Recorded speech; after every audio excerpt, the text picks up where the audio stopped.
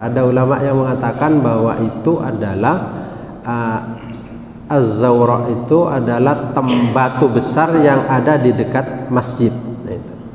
Nah, itu adzan yang pada masa Utsman, pada masa Khalifah Utsman adzan di situ.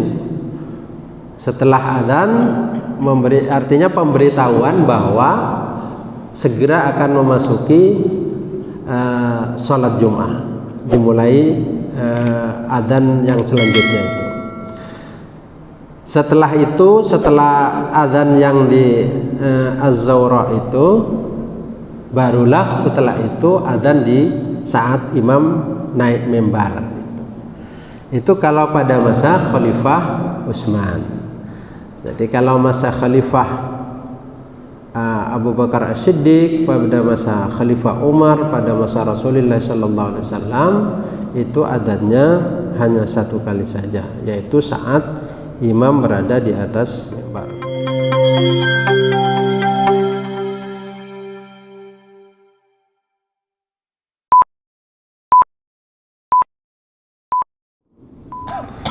Assalamualaikum warahmatullahi wabarakatuh. Innal hamdalillah nahmaduhu wa nasta'inuhu wa nastaghfiruh wa na'udzu billahi min shururi anfusina wa sayyiati a'malina. Man yahdihillahu fala mudilla lahu wa man yudlil fala hadiya lahu. Asyhadu an la ilaha illallah wahdahu la syarika lahu wa asyhadu anna Muhammadan abduhu wa rasuluh. Allahumma shalli ala nabiyyina Muhammadin wa ala alihi wa sahbihi ajma'in. Amma ba'du. Jamaah rahimakumullah, kita lanjutkan kajian fikih.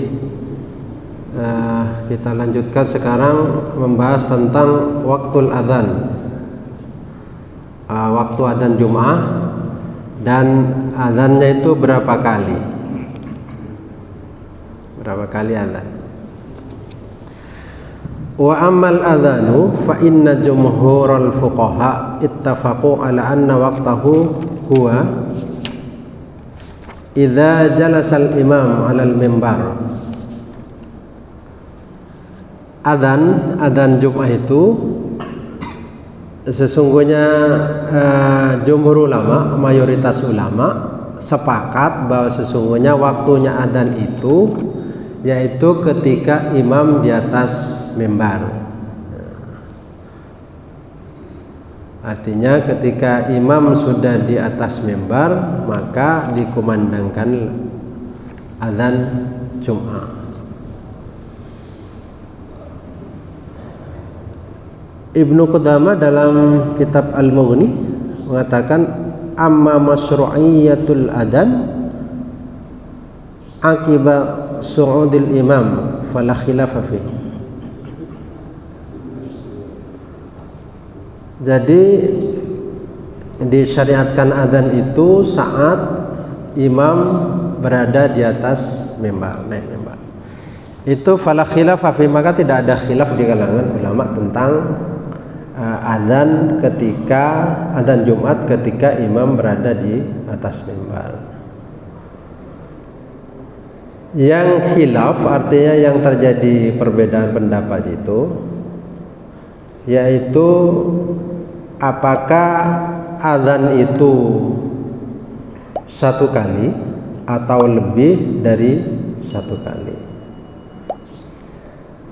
Fadhaba ba'dhum ila annahu innama yu'addinu baina yadayil imam mu'addinun wahidun faqat wa huwa alladhi yahrumu bihi al-bai'u wasyira'. Sebagian ulama mengatakan bahwa adzan itu ketika imam di atas mimbar itu satu kali saja, atau muadzinnya satu saja. Dan saat imam di atas mimbar itu adzan yang saat imam di atas mimbar itu maka haram dilakukan jual beli. Jadi menurut ulama yang pertama yaitu muadzinnya satu, adzannya satu. Wa qala akharun bal yu'adzinu ithnani faqat. Sedangkan yang lain mengatakan dua kali adzan, jadi dua kali. Wa qala qaumun bal innama yu'adzinu thalatha. Jadi pendapat yang ketiga yang mengatakan bahwa adzan itu tiga ya. Jadi yang pertama, sebagian ulama mengatakan bahwa adzan Jumat itu satu kali saja, yaitu saat imam di atas mimbar. Dan itu tidak ada khilaf di kalangan ulama. Artinya ulama semua sepakat bahwa adzan itu satu kali. Tetapi kalau lebih dari satu kali, nah ini lalu berbeda. Nah, yang kedua pendapat ulama yang mengatakan bahwa adzan itu dua kali. Yang ketiga ada ulama yang mengatakan tiga kali. Nah, yang perlu diberi penjelasan terkait dengan tiga ini. Tiga ini yang dimaksud adalah bukan tiga kali adzan, dua kali adzan, satu kali iqamah. Nah, iqamah itu sering disebut dengan istilah adzan. Nah, hadis yang terkait dengan itu adalah hadis dari riwayat Imam Bukhari dari Sa'ib bin Yazid. Kana an-nida'u yaumal jumu'ati idza jalasa al-imam 'alal mimbar ala ahdi Rasulillah sallallahu alaihi wasallam wa Abi Bakrin wa Umar falamma kana zamanul Utsman wa kathuran nas zadan nida' ats-tsalats. Jadi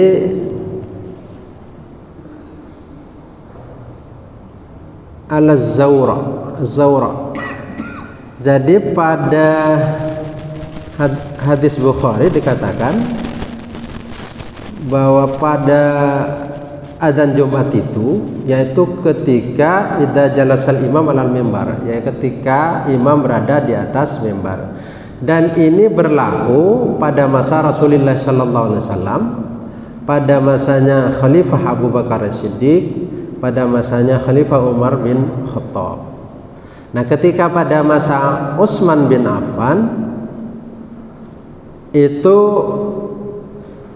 adzan itu ditambah menjadi tiga. Tiga itu yang dimaksud adalah adzan pertama, yang kedua adzan kedua yaitu saat imam berada di atas mimbar, yang ketiga adalah iqamah. Jadi adzannya dua kali lah, gitu maksudnya. Adzannya dua kali. Nah, itu pada masa Khalifah Utsman bin Affan. Sedangkan pada masa Rasulullah sallallahu alaihi wasallam adzan itu hanya dua kali. Pada masa Utsman, pada masa Rasulullah, pada masa Khalifah Abu Bakar, pada masa Khalifah Umar itu adzannya satu kali. Pada masa Khalifah Utsman bin Affan adzannya dua kali. Nah, adzan yang pertama itu dikatakan yaitu di Az-Zawra. Az-Zawra itu dikatakan sebagai salah satu tempat di pasar ya. Salah satu tempat di pasar. Ada ulama yang mengatakan bahwa itu adalah Az-Zawra itu adalah batu besar yang ada di dekat masjid. Nah, itu adzan yang pada masa Utsman, pada masa Khalifah Utsman adzan di situ.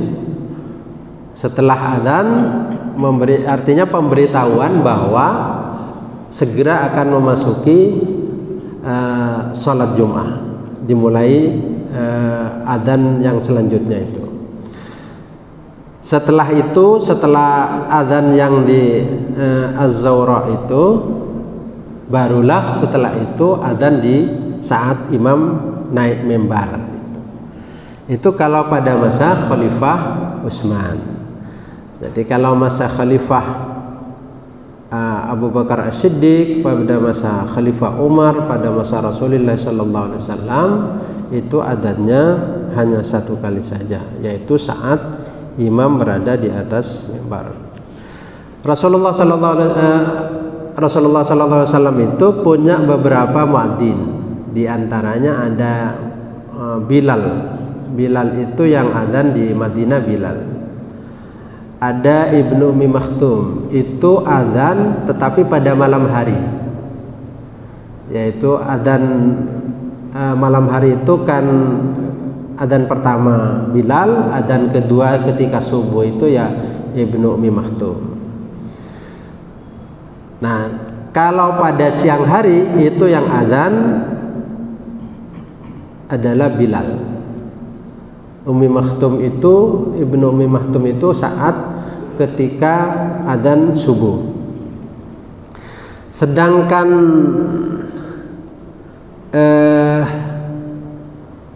di Mekah itu ada Al-Mahdura ya, Mahdura. Ibnu Mahdura. Nah, itu adzan yang di muadzin di Mekah. Juga ada yang muadzin satunya lagi di Masjid Quba. Itu juga muadzinnya pada masa Rasulullah SAW.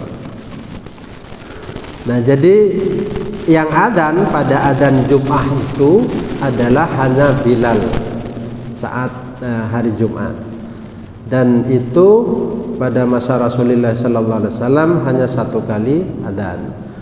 Pada masa Khalifah Abu Bakar satu kali, pada masa Umar satu kali, pada masa Khalifah Utsman bin Affan itu adzannya 2 kali. Jadi intinya ada 2 pendapat ulama. Imam Syafi'i sendiri yang dikutip oleh yang ada dalam kitab Al-Bayan syarahnya Muhadzab, dikatakan qala al-Mahamili qala asy-Syafi'i wa uhibbu an yu'addina lil jumu'ati adzanan wahidan indal mimbar. Imam Syafi'i berkata bahwa saya suka adzan Jumat itu 1 kali ketika imam di atas mimbar. Dalam kitab Al-Um dikatakan qala asy-Syafi'i wa ayyuhuma kana fal amru alladhi kana ala ahdi Rasulillah fal amru alladhi ala ahdi Rasulillah sallallahu alaihi wasallam ahabbu ilayya. Apa yang berjalan pada masa Rasulullah sallallahu alaihi wasallam, kata Imam Syafi'i, itu lebih saya sukai. Artinya bahwa Imam Syafi'i sendiri itu lebih suka adzan 1 kali. Nah, terkait dengan hadis itu, karena beberapa hadis tadi disampaikan, maka yang berkembang kemudian bahwa ada 2 pendapat.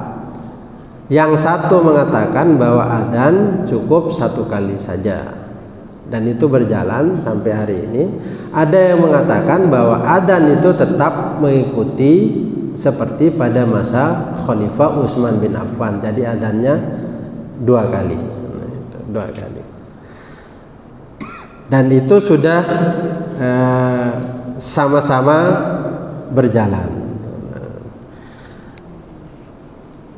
Nah, kenapa lalu hikmahnya apa kok adzan 2 kali pada masa Khalifah Utsman? Seperti yang disampaikan hadis tadi, bahwa pada masa Khalifah Utsman itu umat Islam sudah semakin banyak, dan tentu pengeras suara itu tidak bisa menjangkau kemana-mana. Yang kedua, tentu tidak ada jam pada masa itu, sehingga untuk mengumpulkan orang itu lalu dilakukanlah adzan yang pertama. Setelah itu ketika imam di atas mimbar dilakukan adzan yang kedua. Nah, itu pada masa Khalifah Utsman bin Affan, dan itu ada sebagian ulama yang lalu tetap memakai tradisi itu sampai hari ini.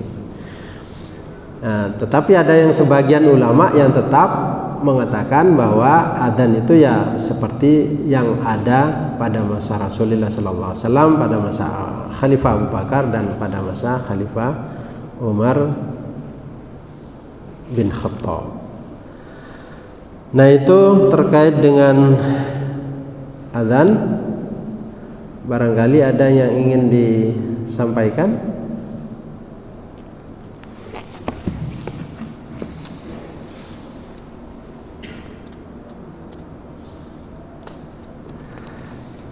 Saya lanjutkan ke adzan Jumat itu. Nah,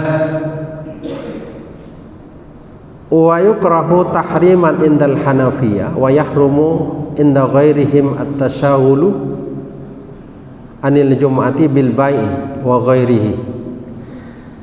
Ketika adzan Jum'ah itu dikumandangkan, adzan yang di atas mimbar itu, adzan pertama itu maksudnya, adzan yang di atas mimbar, ketika imam berada di atas mimbar, ketika adzan itu dilakukan, maka makruh tahrim, artinya makruh yang mendekati keharaman untuk dilakukan jual beli. Menurut mazhab Hanafi. Tetapi menurut mazhab yang lain itu semua transaksi saat adzan ketika imam di atas mimbar, maka itu haram dilakukan. Termasuk misalnya dilakukan akad nikah saat adzan Jum'ah, adzan ketika adzan yang di atas mimbar itu, ketika adzan imam di atas mimbar kok ya dilakukan akad nikah, itu akadnya haram. Itu menurut mazhab Syafi'i, menurut mazhab Maliki, dan menurut mazhab Ahmad bin Hanbal. Jual belinya haram. Terus dan akad-akad yang lain itu juga demikian. Cuma kalau mazhab Ahmad bin Hanbal ini membedakan antara jual beli dengan yang bukan jual beli. Artinya kalau mazhab Ahmad bin Hanbal itu hanya mengharamkan terjadinya jual beli. Tetapi kalau akad nikah itu tidak haram.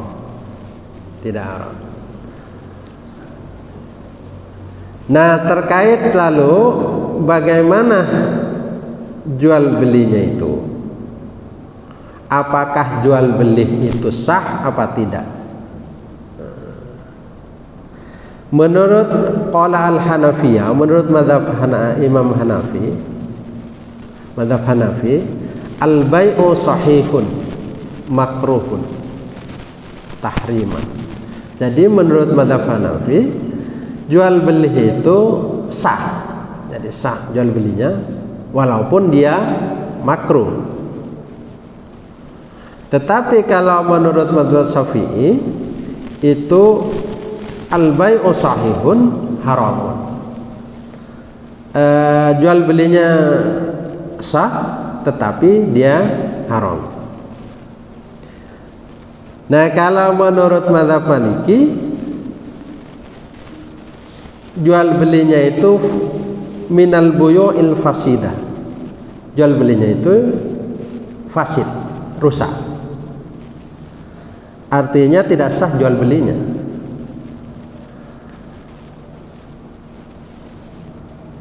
Selanjutnya menurut Imam Ahmad bin Hanbal juga tidak sah, la yasihu hadal bai', tidak sah jual belinya. Artinya kalau menurut ada dua pendapat, jual beli pada saat adzan itu pertama itu sah tetapi haram. Itu pendapatnya Imam Syafi'i. Kalau menurut mazhab Hanafi sah jual belinya tetapi makruh. Nah, kalau menurut Imam Maliki dengan Imam Ahmad bin Hanbal itu jual belinya tidak sah. Nah, aturan-aturan ini berlaku hanya kepada yang dikenai wajibnya jual beli. Tidak berlaku kepada orang yang tidak wajib Jum'ah. Contoh misalnya ada musafir, kok ada musafir lalu ke toko beli minuman saat adzan Jumat, nah itu tidak haram. Kenapa? Karena musafir tidak kena khitab tentang wajibnya sholat Jumat bagi dia. Nah, begitu juga ketika perempuan jual beli saat sholat Jumat. Perempuan membeli sesuatu di toko dan yang melayani perempuan, maka itu tidak termasuk yang haram tadi. Karena kenapa? Karena perempuan itu tidak kena khitabnya sholat Jumat. Begitu juga anak-anak, maka anak-anak itu juga tidak terkena khitabnya sholat Jumat, sehingga dia kalau melakukan transaksi jual beli ya sah-sah saja dan juga tidak terkena keharamannya. Nah, dengan demikian maka kalau lalu ada laki-laki tetap nunggu toko sementara dia wajib sholat Jumat, nunggu toko, maka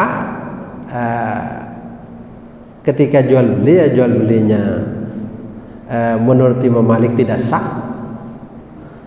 jual belinya tidak sah. Dan menurut Imam Syafi'i itu jual belinya sah tetapi dia haram. Kalau Imam Malik bahkan lebih dari itu, artinya jual belinya ya sudah tidak sah, tidak boleh, artinya tidak terjadi jual beli. Nah, sehingga kalau seperti ini maka wajib untuk sebenarnya dihentikan ketika Jumat itu, dihentikan transaksi jual beli. Dan menurut banyak ulama, menurut sebagian ulama itu bahwa ketika adzan Jumat itu semua yang terkait dengan kesibukan-kesibukan lain itu, akad-akad itu tidak boleh dilakukan. Termasuk misalnya ada akad sewa, ada sewa mobil misalnya pas adzan Jumat itu haram. Itu haram. Meskipun itu ada yang mengatakan sah tetap jual belinya. Kalau menurut Imam Malik tidak sah. Nah, itu terkait dengan jual beli yang dilakukan waktu adzan li sholatil Jum'ah. Barangkali itu ada yang ingin disampaikan? Ya.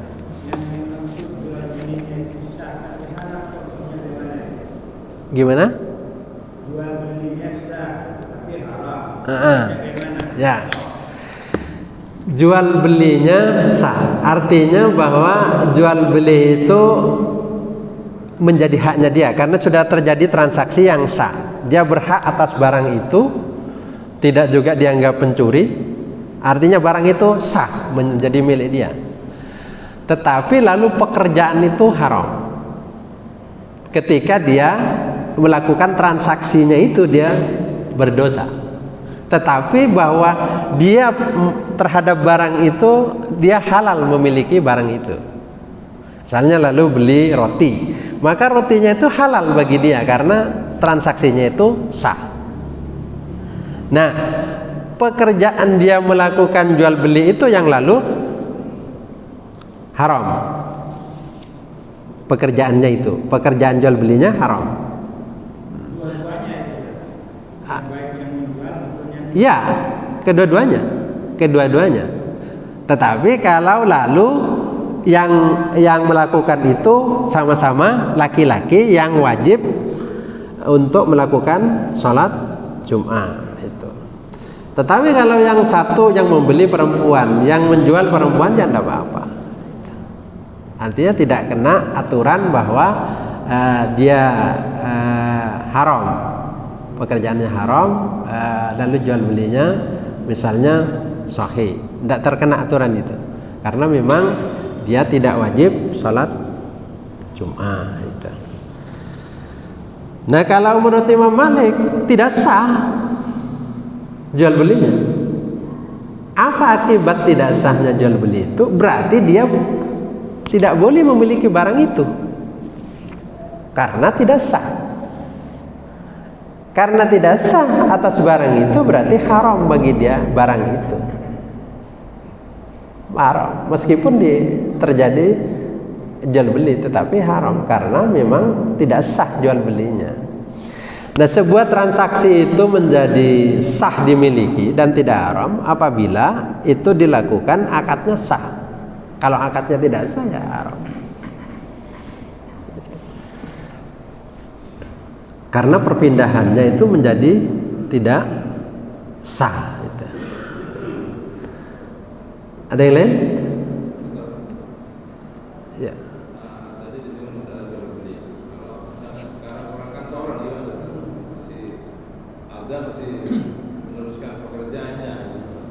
Ya. Nah, pekerja ketika adzan itu tetap semua kesibukan tidak boleh tadi.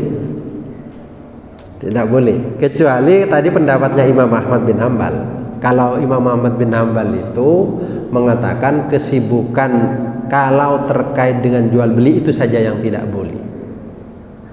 Artinya kalau terkait dengan pekerjaan-pekerjaan lain, artinya itu tidak masuk dalam aturan tadi, haram tadi. Kesibukan-kesibukan lain. Jadi yang tidak boleh itu yang terkait dengan akad-akad, terkait dengan akad-akad. Kenapa itu? Karena memang dasar ayatnya itu kan idza nudiya lis-shalah min yaumil jumu'ati fas'au ila dzikrillahi wa dzarul bai'. Jadi terkait dengan itu wadharul bai' itu terkait dengan jual beli.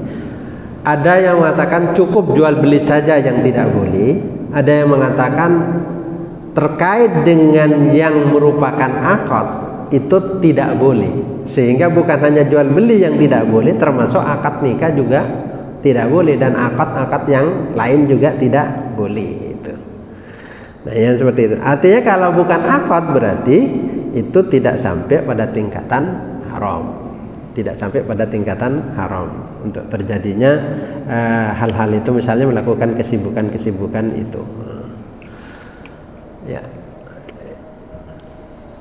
Ustaz, apa hukumnya melaksanakan sholat duha tapi belum masuk duha?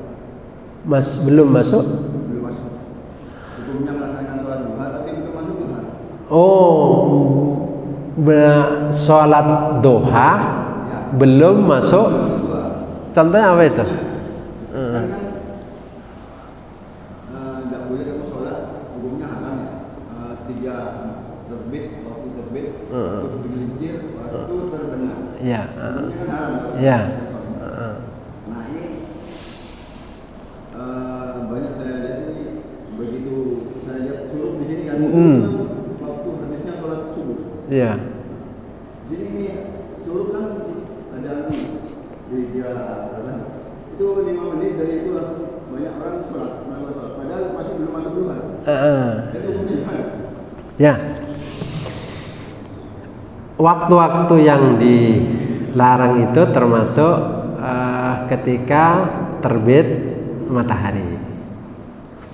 Ketika terbit matahari, sekali lagi. Kalau seumpama terbit itu jam berapa? 5 berapa misalnya? 5:37 misalnya. Sekarang saya tanya, kalau lalu 5:40 Enggak, saya tanya maksudnya terbit apa sudah agak melebihi terbit? Melebihi kan ya. Itu terbit di situ kan artinya lalu piringannya itu terkait dengan piringan itu, piringan matahari itu, piringan. Matahari dikatakan tenggelam itu saat piringan atasnya itu sudah masuk. Ya. Nah, begitu juga itu sebenarnya saat jam itu sudah mulai terbit. Mulai terbit sudah, dan ketika sudah lewati beberapa menit sudah lewat dari masa terbitnya. Tetapi piringannya itu belum. Piringannya belum habis. Nah, lalu ada orang sholat sebelum itu. Ada yang misalnya lalu sholat 5 menit kemudian. Karena ulama berbeda pendapat. Ada yang mengatakan baru dikatakan naik sepenggalang itu ketika 15 menit dari waktu terbit. Ada yang mengatakan 20 menit dari terbit. Nah, maka lalu kalau orang itu sholat saat itu, apakah dianggap sholat saat terbit matahari? Apakah saat itu yang dimaksud? Nah, yang mengatakan bahwa 15 itu kan betul-betul hati-hati. Bahwa itulah yang dikatakan naik setombak itu di situ. 15 menit itu naik setombak itu di situ. Naik setombak, dan itulah dianggap awal waktu duha itu. Nah, kalau saat terbit memang tidak boleh. Ya, boleh. Jadi makanya di ulama berhati-hati, maka diambillah angka 15 menit sesudah syuruk. Nah, yang lalu pertanyaannya, kalau lebih dari waktu syuruk, 5 menit sesudah waktu syuruk belum naik setombak atau sepenggalan ya, sepenggalan. Apakah itu masuk juga ke dalam waktu terbit, sehingga lalu tetap terkena ke haramannya? Nah, itu. Nah, ulama mengatakan bahwa ada yang mengatakan bahwa itu tidak, bahwa itu termasuk masih dalam kondisi terbit, sehingga naiklah piringan itu. Nah, baru selesai terbit itu kalau sudah piringannya naik semua. Ya, ada yang ingin disampaikan? Jadi tetap diusahakan kehati-hatian untuk tidak melakukan sholat sebelum 15 menit. Nah, sebelum 15 menit diusahakan tidak sholat duha, atau orang mengatakan sholat syuruk itu ada yang mengatakan duha di awal waktu. Ya. Tapi di kebanyakan di sini saya lihat setelah syuruk itu 5 menit dan anggaplah di 3:37 ya. Di sini 40 langsung ada yang sholat. Saya sudah pernah menyiapkan ini mas sampai sholat waktu pandu setan, buatan setan, penyembahan. Nah, ada yang mengatakan begini. Jadi tidak ada yang mengatakan makruh, tidak sampai pada tingkatan haram. Ada yang mengatakan makruh. Jadi ada ulama itu di waktu-waktu terlarang itu ada yang mengatakan haram, ada yang mengatakan makruh. Ulama begitu ya. Jadi tidak satu pendapat. Nah, seumpama ada yang seperti itu lalu memahaminya bahwa yang penting kan sudah lewat waktu syuruk gitu. Lewat waktu syuruk berarti kan 5 menit itu kan sudah lewat, hanya tidak menjadi waktu ideal gitu loh. Tidak menjadi waktu ideal. Waktu ideal itu adalah sepenggalan. Jadi naik 1 tombak itu. Naik 1 tombak itu itulah waktu ideal awal waktu duha. Tetapi lalu kalau dikatakan begini, orang lalu mengatakan begini, ya kan sudah lewat waktu syuruk. Waktu syuruknya kan tadi jam 5:37. Saya sholat 5:42 misalnya kan. Berarti 5 menit dari waktu itu. Ya mudah-mudahan tidak terkena aturan yang tidak boleh itu, yang dilarang itu. Nah, kalau masih yang mungkin ditunggu saja 15, lebih berhati-hati untuk ditunggu sampai 15 menit. Tapi kadang-kadang ya untuk nunggu 15 menit itu kelamaan. Ya diusahakanlah ditunggu sampai 15 menit. Ya.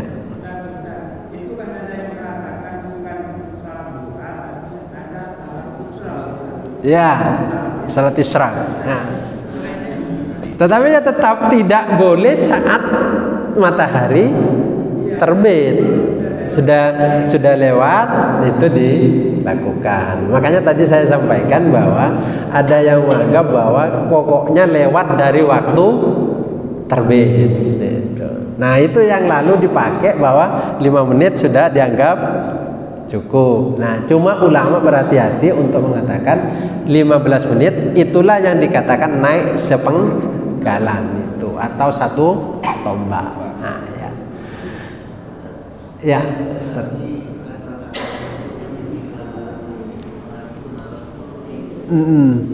Ya. Ya.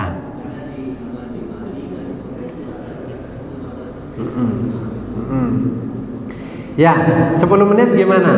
Nah, kurang ideal. Ya, tetapi sudah tidak masuk waktu terbit, sudah tidak masuk waktu terbit. Tetapi tidak ideal, tidak ideal. Asalkan tidak begini, saat red berbunyi waktu syuruk tiba-tiba langsung berdiri sholat. Jadi tidak sampai artinya lalu kita tidak tiba menghukumi tiba-tiba orang yang sholat 10 menit sesudah waktu syuruk itu haram, itu enggak segitulah, enggak begitu. Karena dia sudah melewati waktu terbit, sudah lewat dari waktu terbit sehingga sudah melewati waktu yang dilarang. Mengenai 15 menit itu yang idealnya 15 menit. Kalau lebih ada yang katakan 20, tapi rata-rata 15 itu sudah masuk itu untuk itu. Gimana kalau 10 ya sudah. Yang penting 10 itu sudah lewat gitu. Sudah lewat waktu terbit gitu.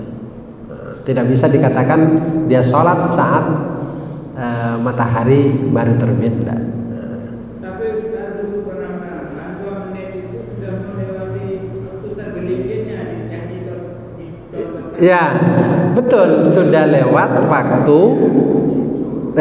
terbit. Tetapi saya kan cuma mengatakan waktu ideal. Nah, waktu ideal adalah 15 menit. Lebih dari waktu syuruk, waktu terbit itu sudah melewati waktu itu. Sudah melewati waktu yang terlarang itu. Tetapi bukan itu yang ideal, karena masih nanti akan diperselisihkan oleh para ulama. Ya, bolehnya itu maksudnya saya katakan tadi saya bilangnya ideal. Begini Bapak, sesuatu yang dikatakan ideal itu yang paling bagus. Sesuatu yang di bawah itu bukan tidak boleh. Itu contoh, waktu ideal sholat duhur itu saat sesudah persis tergelincir matahari, masuk waktu adzan. Tetapi sholat 7 menit sebelum adzan asar itu tetap boleh, tetapi tidak ideal. Sholat isya itu ideal. Idealnya sholat isya itu adalah 1/3 terakhir malam. Tetapi tetap boleh dikerjakan di awal waktu isya. Nah itu seperti itu. Jadi bukan yang tidak ideal itu bukan tidak boleh, boleh hanya tidak ideal. Ada yang bilang salah satu doa yang ideal itu manakala anak unta kepanasan. Kalau anak unta kepanasan mungkin sekitar jam 9 atau jam 10.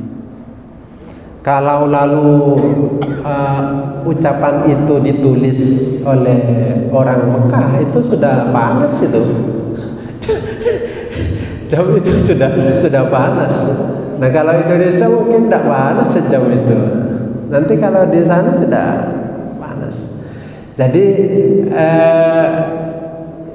tetap kalau waktu duha yang seperti itu sudah naik. Kalau jam 9 itu sudah naik gitu. kenapa waktu duha itu di awal-awal yang bagus itu? Karena saat itulah orang sebelum bekerja. Kalau jam 9 kan di tengah-tengah kerja, itu tengah-tengah kerja itu. Maka ulama tetap menganggap lebih baik di awal waktu itu. Ya, itu ya masih. Ada yang bilang haram, ada yang bilang makruh.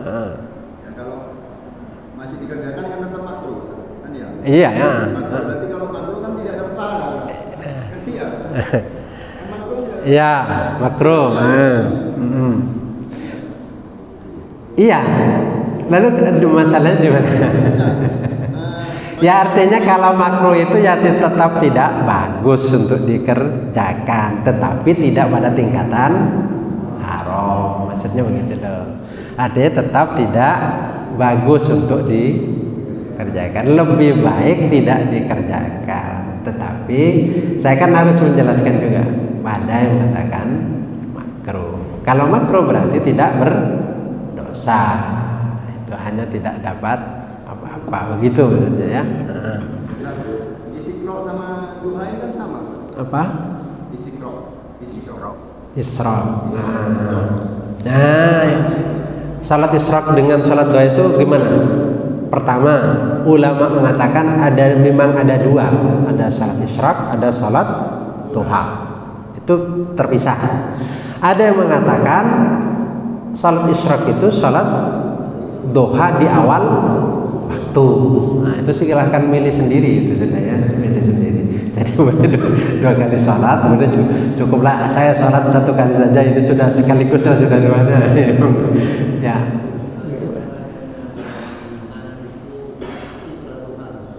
Hah?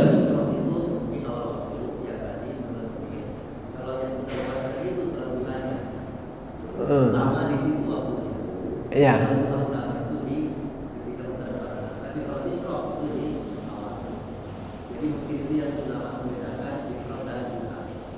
Ya, jadi begini.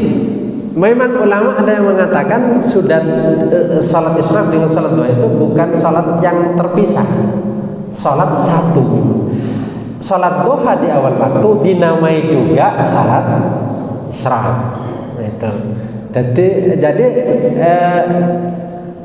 ada ulama yang mengatakan salat isra dengan salat duha itu memang berbeda.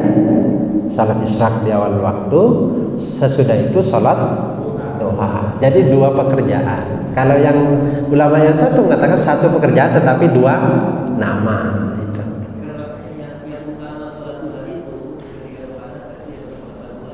Oh yang tadi yang ditanyakan Pak Jonan. Ya, tetap duha itu tetap lebih baik di awal waktu. Jadi misalnya mau salat dua-duanya, salat isyraq dulu, setelah itu salat duha, setelah itu berangkat bekerja, mudah-mudahan membawa keberkahan itu. Nah kalau lalu salat duha itu jam 9 kan di tengah-tengah orang bekerja itu kan. Kalau pas tukang bangunan itu kan rugi yang yang nyewa itu. Ntar dulu salat duha dulu gitu. Masih Pak Abid itu kan. Ya. Iya, enggak apa-apa.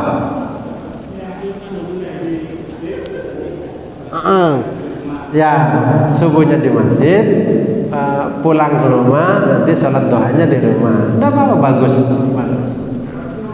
bagus.